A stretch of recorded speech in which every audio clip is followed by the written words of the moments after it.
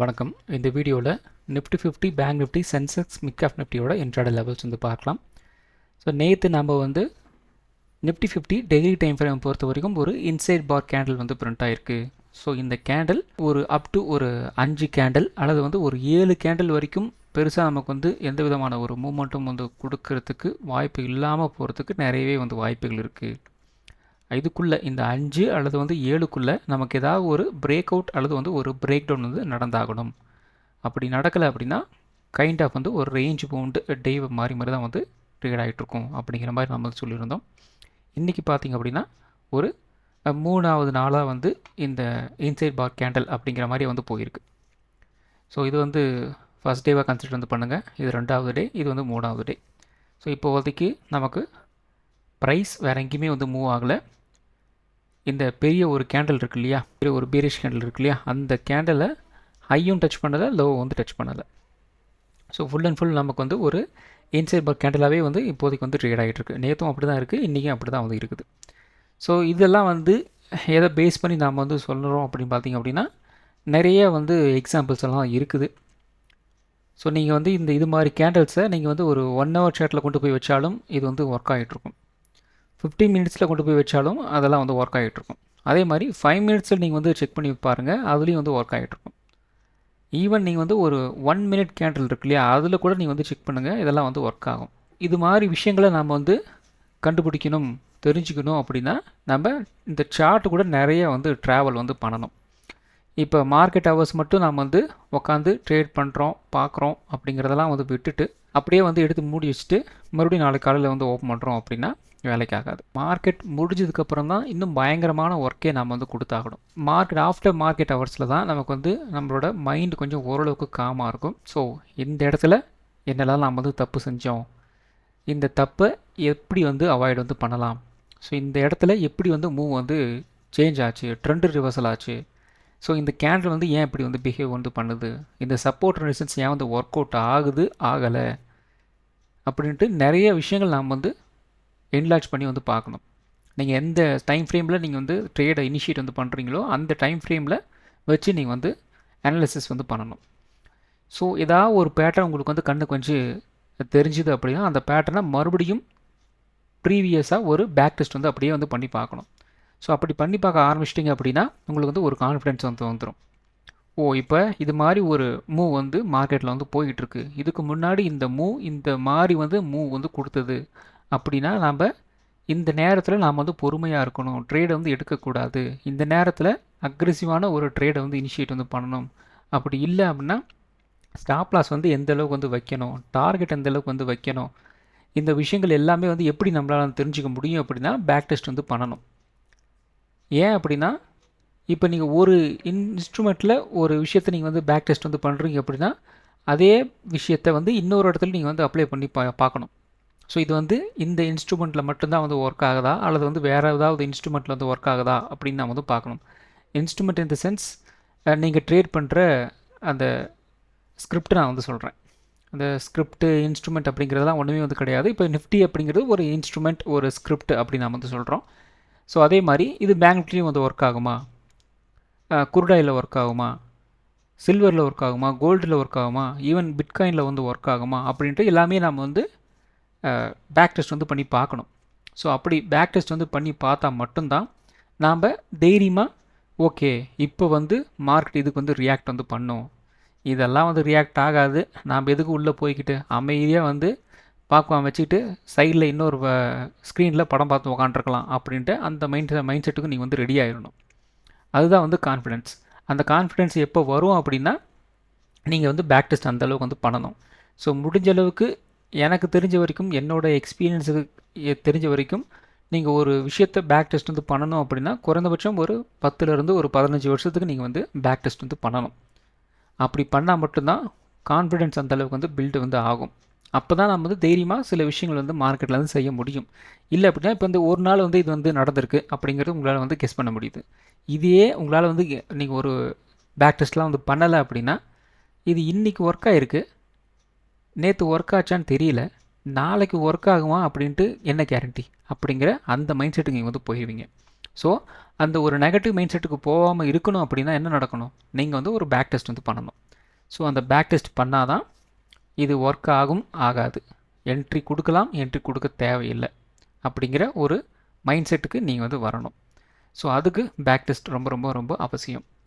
So இப்போ நமக்கு வந்து ஒரு 3 நாள் வந்து ப்ரைஸ் ஒரே இடத்துல வந்து இருக்குது. இன்னும் நமக்கு வந்து 2 நாள் வந்து இருக்குது. ஸோ இப்போ புதன் வியாழன் அப்படிங்கிற மாதிரி வந்து 2 நாள் டைம் இருக்குது. ஸோ அந்த 2 நாளைக்குள்ளே நமக்கு ஏதாவது ஒரு இடத்துல ஒரு ப்ரீச் நடந்தாகணும். ஒன்று இந்த 24,200 ப்ரீச் கொடுத்தாகணும். அப்படி இல்லை அப்படின்னா இந்த 23,800 ப்ரீச் கொடுத்தாகணும். இதில் எதுவுமே வந்து நடக்கலை அப்படின்னா இன்னும் ஒரு நாள் எக்ஸ்டெண்ட் ஆகும். அதாவது ஒரு 5 நாள் அப்படிங்கிற மாதிரி வந்து கொண்டு போயிடுவாங்க. இருந்தாலும் எனக்கு தெரிஞ்ச வரைக்கும் ஒரு 2 நாளுக்குள்ளேயே வந்து ஒரு ப்ரீச் வந்து நடந்துடும் அப்படிங்கிறதா என்னோட கெஸ். அப்படி நடக்கலை அப்படின்னா இன்னும் ஒரு நாள் எக்ஸ்டெண்ட் ஆகும். ஒரு ப்ரீச் அப்படிங்கிறது நமக்கு வந்து நடக்கலை அப்படின்னா இன்னும் ஒரு 2 நாள் வந்து எக்ஸ்டெண்ட் ஆகும். ஸோ இதெல்லாம் வந்து பார்த்திங்க அப்படின்னா இந்த கேண்டல்ஸ்டிக்ஸோட பிஹேவியர். ஸோ ஒவ்வொரு கேண்டல்ஸ்டிக்ஸுக்கும் வந்து ஒரு பிஹேவியர் வந்து இருக்குது. அந்த கேண்டல்ஸ்டிக்ஸ் எந்த இடத்துல வந்து பிரிண்ட் ஆகுது, சப்போர்ட்டில் பிரிண்ட் ஆச்சு அப்படின்னா அதோட ரியாக்ஷன் வேறு மாதிரி இருக்கும், ரெசிஸ்டன்ஸில் அப்படின்னா வேறு மாதிரி இருக்கும், இன்பிட்வீன் கேப்பில் சப்போர்ட்டும் கிடையாது ரெசிஸ்டன்ஸும் கிடையாது அப்படின்னா அந்த இடத்துல வேறு மாதிரி வந்து பிஹேவ் வந்து பண்ணும். ஸோ அதனால தான் வந்து ஆஃப்டர் த மார்க்கெட் ஹவர்ஸ் நீங்கள் ஃபுல் அண்ட் ஃபுல் வந்து பேக் டெஸ்ட் வந்து பண்ணணும் அப்படின்னு நம்ம வந்து சொல்கிறோம். இப்போ நான் வந்து சொல்லிடுவேன், இது வந்து ஒரு இன்சைட் பார் கேண்டில் 5 நாள் வந்து ஒரு ரேஞ்ச் பவுண்டாக போகும், அதை விட்டிங்க அப்படின்னா 7 நாள் வந்து ரேஞ்ச் பவுண்டாக போகும் நான் வந்து சொல்லிட்டு போயிடுவேன். இன்பிட்வீன் கேப்பில் உங்களுக்கு ஒரு ப்ரீச் நடக்குது அப்படின்னா இந்த இன்சைட் பார் கேண்டில் அப்படிங்கிறது வந்து பார்த்திங்கன்னா இன்வேலிடேட் வந்து ஆகும். ஸோ அது நான் மார்க்கெட்டில் நடந்துச்சு அப்படின்னா அதோட ரியாக்ஷன் மார்க்கெட்டில் வந்து இப்படி இருக்கும் அப்படிங்கிறதையும் நீங்கள் வந்து பேக் டெஸ்ட் வந்து பண்ணணும்.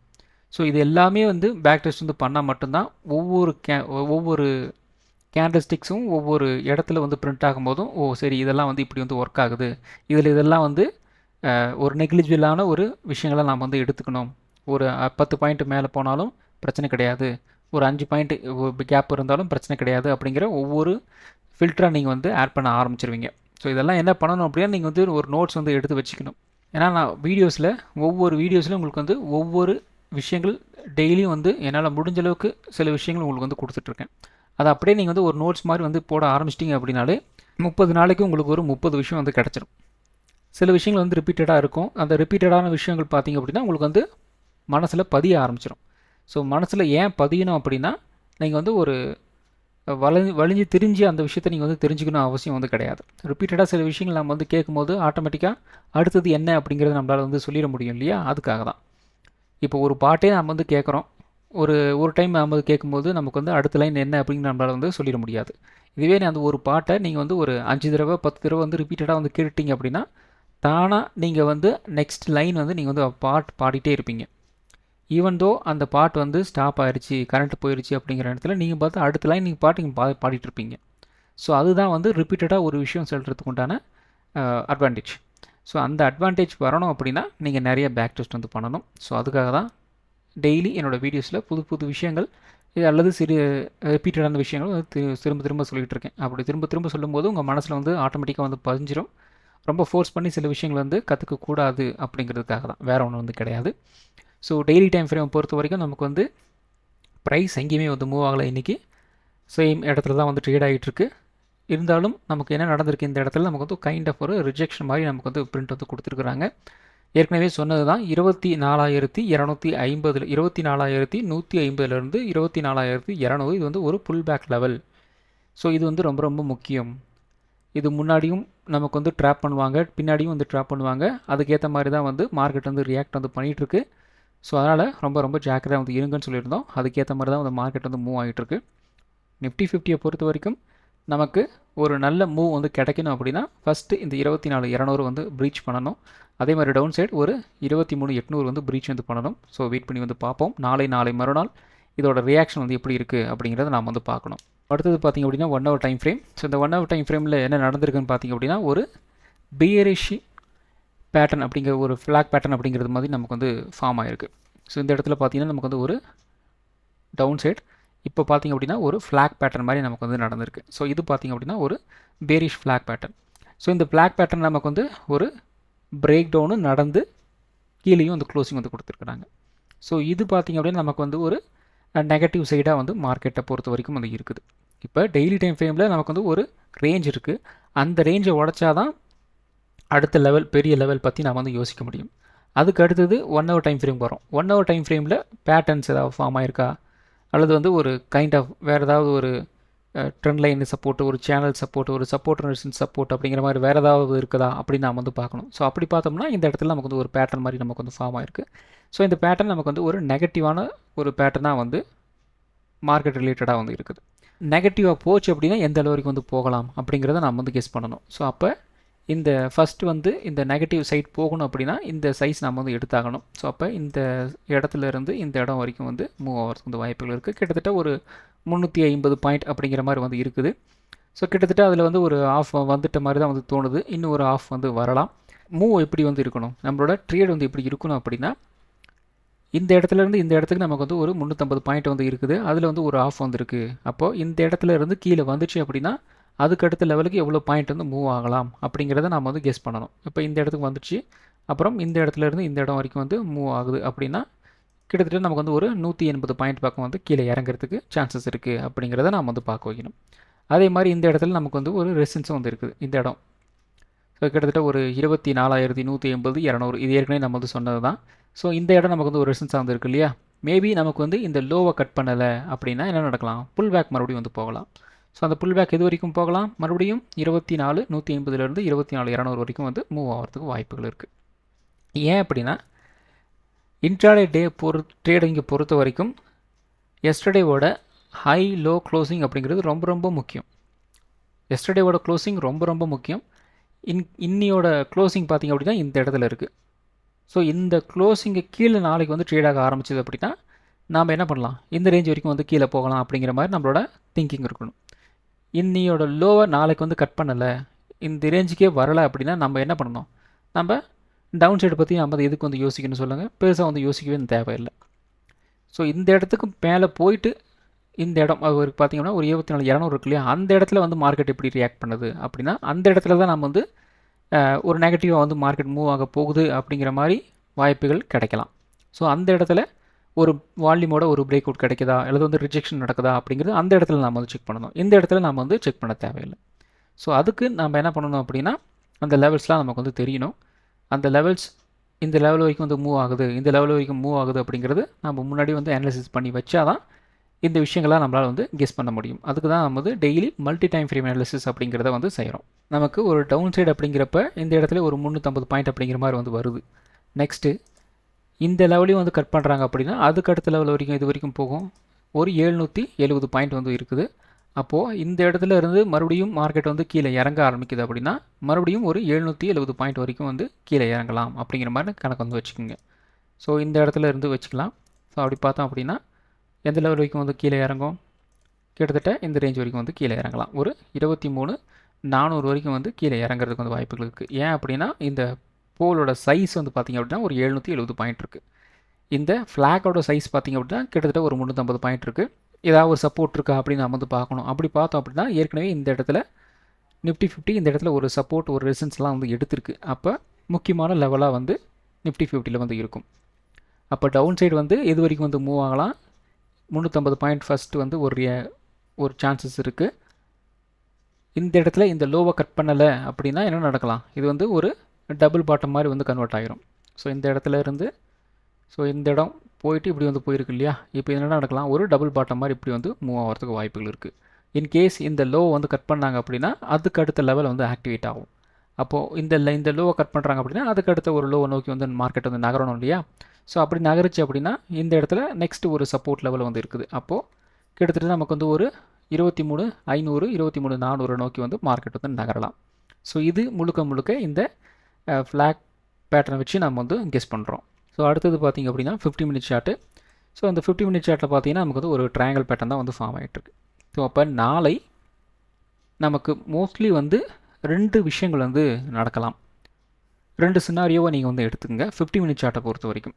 ஸோ நாளைக்கு வந்து ஒரு ரேஞ்ச் பவுண்டாக மார்க்கெட் வந்து ஓப்பன் ஆகுது அப்படிங்கிற பட்சத்தில் என்ன நடக்கலாம், ப்ரைஸ் வந்து ரேஞ்ச் பவுண்டாக வந்து இருக்குது, இன்னையோட லோ வந்து கட் பண்ணலை அப்படிங்கிற பட்சத்தில் என்ன நடக்கலாம், கொஞ்சம் கொஞ்சமாக வந்து மார்க்கெட் வந்து ஒரு ரேஞ்ச் பவுண்டாக வந்து நாளைக்கு ஃபுல்லாக வந்து ட்ரேட் ஆகிறதுக்கு வாய்ப்புகள் இருக்குது.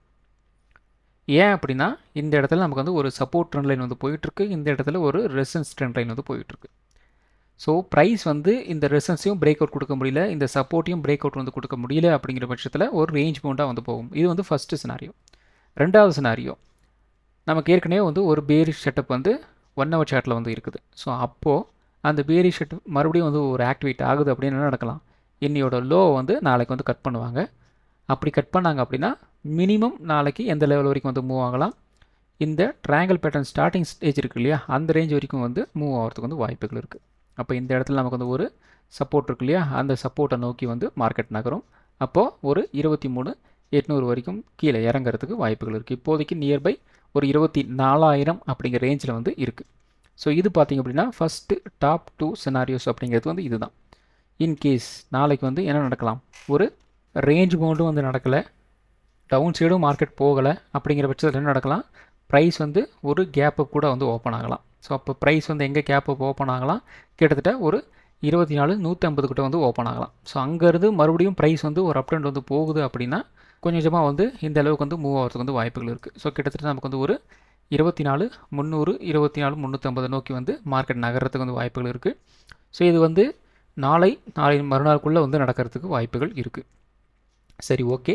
ஸோ இந்த ட்ரையாங்கிள் பேட்டர்னை பொறுத்த வரைக்கும் நமக்கு வந்து இப்போதைக்கு வந்து ஒரு 3 சினாரியோஸ் வந்து கிடச்சிருக்குது. ஃபஸ்ட்டு சினாரியோஸ் நமக்கு வந்து ஒரு ரேஞ்ச் பவுண்டாக வந்து போயிடுறது, அப்படி இல்லை அப்படின்னா கேப் டவுன் ஆகுறது, ஒரு பிரேக் டவுன் ஆகுறது அப்படிங்கிற மாதிரி வந்து இருக்கும். இது வந்து பார்த்திங்க அப்படின்னா டாப் 2 சினாரியோஸை நம்ம வந்து கன்சிடர் வந்து பண்ணலாம். ரொம்ப ரேர் கேஸாக நமக்கு வந்து ஒரு பாசிட்டிவாக போகுது அப்படிங்கிற பட்சத்தில் அதுக்கு முதல்ல இந்த ரெசிஸ்டன்ஸ் ட்ரெண்ட் லைன் இருக்கு இல்லையா, அதை வந்து உடைக்கணும். ஸோ அது கூட வந்து ஒரு 24,150 அந்த ரேஞ்சை வந்து உடைக்கணும். அப்படி உடைச்சா தான் நெக்ஸ்ட் லெவல் ஒரு அப் ட்ரெண்ட் அப்படிங்கிறத நம்ம வந்து எதிர்பார்க்க முடியும். அப்படி இல்லை அப்படின்னா நம்ம எதிர்பார்த்த மாதிரி இந்த ரெண்டுத்தில் ஏதாவது ஒன்று நாளைக்கு நடக்கிறதுக்கு வந்து வாய்ப்புகள் இருக்குது. ஸோ அடுத்தது பார்த்திங்க அப்படின்னா 5 மினிட் சார்ட் வந்து எடுத்திருக்கோம். ஸோ இந்த 5 மினிட் சார்ட்டில் டக்குன்னு பார்த்திங்க அப்படின்னா உங்களால் வந்து கண்டுபிடிச்சிட முடியும். இது பார்த்திங்க அப்படின்னா ஒரு ட்ரெண்ட் ரிவர்சல் பேட்டர்ன் அப்படிங்கிறது வந்து ஸோ கிட்டத்தட்ட பார்த்திங்கன்னா இது வந்து ஒரு ஷோல்டர், இது பார்த்திங்க அப்படின்னா ஒரு ஹெட்டு, இது பார்த்திங்க அப்படின்னா ஒரு ஷோல்டர் அப்படிங்கிற மாதிரி வந்து நமக்கு வந்து டக்குன்னு பார்த்தாவே தெரியுது. ஸோ நாளை நமக்கு இந்த லோ வந்து கட் பண்ணுறாங்க அப்படின்னா என்ன நடக்கலாம், இந்த ஷோல்டரோட சைஸ் என்ன அப்படிங்கிறத நாம் வந்து பார்க்கணும். ஸோ அப்படி பார்த்தோம் அப்படின்னா இந்த ஷோல்டரோட சைஸ் கிட்டத்தட்ட இந்த ரேஞ்ச் வரைக்கும் வந்து வருது. ஸோ நியர்லி ஒரு 150 பாயிண்ட் பக்கம் வந்து வருது. அப்போ மினிமம் டவுன் சைடு அப்படிங்கிற பட்சத்தில் எந்த வரைக்கும் வந்து கீழே இறங்கலாம்.